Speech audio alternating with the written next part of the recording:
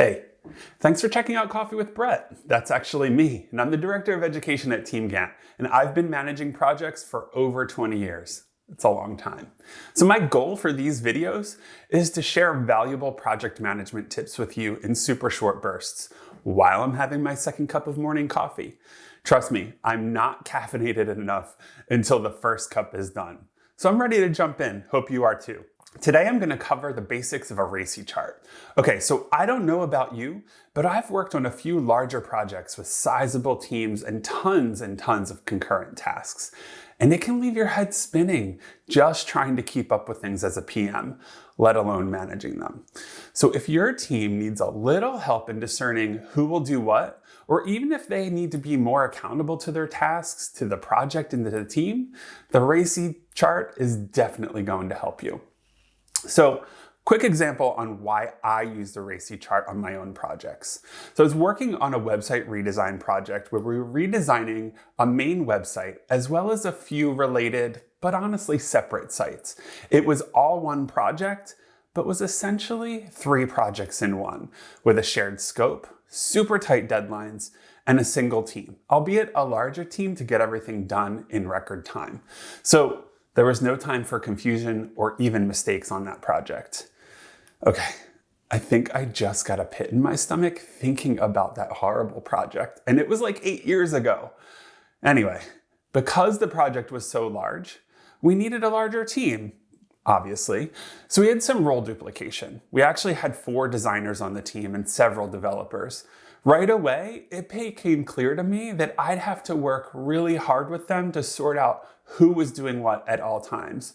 Because early on, I could already sense and maybe even see some toe stepping starting to happen. And there's never any time for toe stepping on my projects. So, enter the RACI chart. The RACI chart's a great tool you can use on any of your projects, large or small. The RACI chart's especially useful in clarifying roles and responsibilities in cross-functional or cross-departmental projects and processes. RACI is actually an acronym derived from the 4 key responsibilities most typically used. They are responsible, accountable, consulted, and informed. And I'm going to define those for you in just a second. But first, let's look at a real RACI chart. So what you're seeing on screen is the format for the tool. Shocker, it's in a spreadsheet. Project managers love spreadsheets, don't we? All right, folks, I've got to admit here, I actually don't love them. But this one's super simple and so useful, so I do love it. Essentially, list your team members and maybe even your stakeholders along the top as columns, and all of your project's tasks and milestones on the left as rows. As a group with your team, you can sit down and discuss each task and assign each person's role on the task level using the letters R, A, C, and I. R is for responsible, and it basically represents those who are actively doing the work on the task. A is for accountable, and that typically represents the person who signs off on the work. I also like to think of this person as the one who's probably going to take the heat if something goes wrong. Sound familiar, project managers? All right, moving on. C is for consulted, and this is essentially for those team members who are experts and consult on the work or sometimes contribute to the work. And finally, I is for informed, and this one's for the people who simply just need to know that the work is happening because they'll probably have work later on in the project. So I like to use this exercise as an opportunity to talk about all of the work, the tasks, the milestones, the dependencies, and everything that goes into it, and set expectations about who is doing what. And do yourself a favor when you're having these conversations. Keep some mental notes about how the tasks are breaking down and who they're sitting with. That'll give you a sense of who's best suited to what kind of work on your team.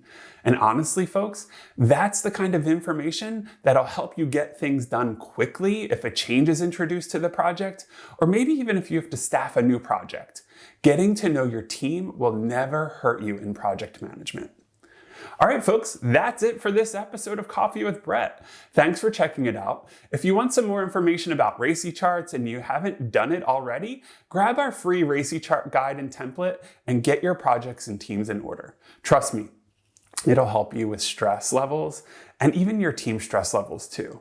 Also, make the most of flexible plans and minutes with TeamGantt.com, where you'll not only find our project management tool, but tons of project management education. We're doing free live classes weekly, recorded master classes, templates, guides, a blog, a podcast, and more. I hope you'll check it out. I need to go refill my coffee now. Thanks a lot. Good luck.